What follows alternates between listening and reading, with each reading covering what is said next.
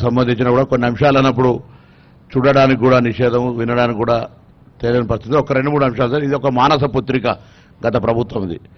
అసెంబ్లీలో power point presentation చేసి రీడిజైన్గా మార్చారు, మనకు ఎవరికప్పుడు అవకాశం లేకుండా.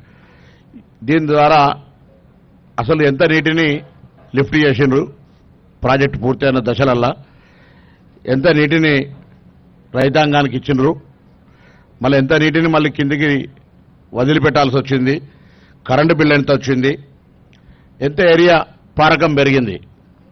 దాంతోపాటుగా సాంకేతికంగా ఢిల్లీకి సంబంధించిన అశ్విన్ బందోద్య వారు ఒక నివేదిక ఇచ్చినారని చెప్తా ఉన్నారు. సాంకేతికంగా ఇప్పుడున్న ప్రాజెక్టు పనిచేస్తుందా లేదా అని.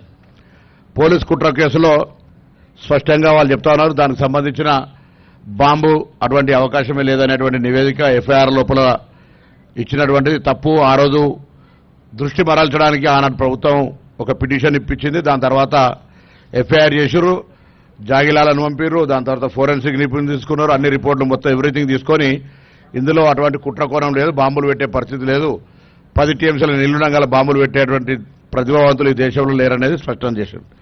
సో సాంకేతిక లోపం మళ్ళీ భవిష్యత్తు నిర్మాణం సంబంధించి మీరు గౌరవ పెద్దలు ప్రభుత్వం నిర్ణయం తీసుకుంటారు. కానీ ఇంతకుముందు చెప్పినట్టుగా ఈ ప్రాజెక్టుకు సంబంధించి మానస పుత్రిక మాకైతే సరే గౌరవ ప్రాజెక్టు చర్చ లేదని అడిగితే అది ఫ్లడ్ ఫ్లో కెనాల్ కింద వస్తుందని చెప్తాను, దీనికి సంబంధం లేదని. కానీ ఆనాడు అక్కడి నుంచి కూడా బస్సులు తీసుకొచ్చి దీని అంతా కూడా అంత టూరిజం అంతా మొత్తం ఒక పెద్ద వ్యవస్థగా మార్చారు కదా. ఇవాళ ఇది ఆ ప్రయోజనం లేనప్పుడు దానికి సంబంధించినటువంటి మానస పుత్రిక పరిస్థితి ఏంది భవిష్యత్తుకు సంబంధించి.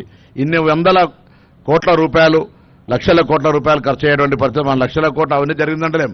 కానీ ఇంత పెద్ద ధనం పెట్టుబడి పెట్టిన తర్వాత ఈ ప్రాజెక్టు ఉపయోగపడబోతే ఆనాడు చెప్పారు పత్రికలు మనం చూసినాం, ఆసియా ఖండంలో ప్రపంచంలో ఇంత గొప్ప సిమెంట్ నిర్మాణం లేదు ఇది అని అనేక రకాలుగా మనం కథనాలు చూసినప్పుడు ఇప్పుడు వాస్తవ పరిస్థితి చూస్తే ప్రభుత్వంలో ఉండి చూస్తే కొద్దిగా దీన్ని ప్రజలకందరూ కూడా ఆనాడు ఈ సంఘటన జరిగినప్పుడు ప్రభుత్వం స్పష్టత చెప్పలేకపోయింది.